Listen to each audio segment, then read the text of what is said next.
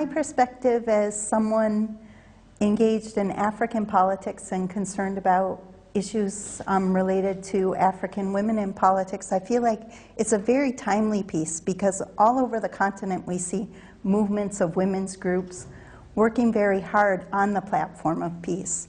And so this is very timely in that sense. And it also shows very much, although Rose's children in many ways are lucky, I think, among Congolese children who many times suffer much more dire fates, forced and extensive child soldiering.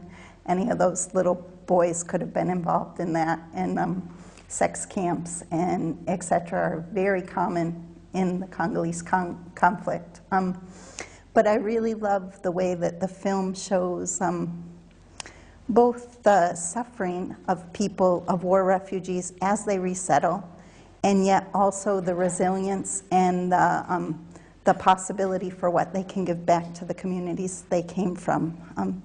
So I was wondering if you might just share with us a little bit about how you came to the story. Sure. Well, first of all, thank you so much for being here tonight as well, and thank all of you.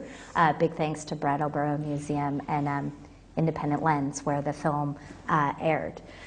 So I work at Arts Engine Big Mouth Films, which is a production company in New York City. And I love Brattleboro, so I was very excited to see the film was screening here, because any excuse to get me to Brattleboro is a good excuse to me. So we do many things there, but one thing that we really strive to do when making social issue documentaries is look for an intimate story that can sort of tell a narrative and keep audiences engaged, that can shed light on larger issues, whether it be women's empowerment or peace and reconciliation or refugee rights.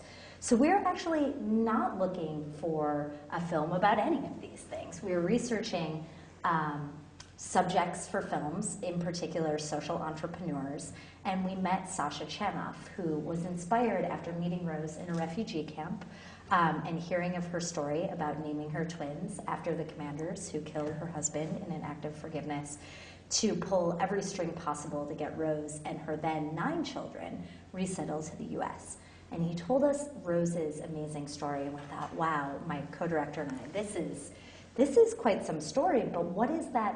What are people going to want to see for an hour and a half or an hour?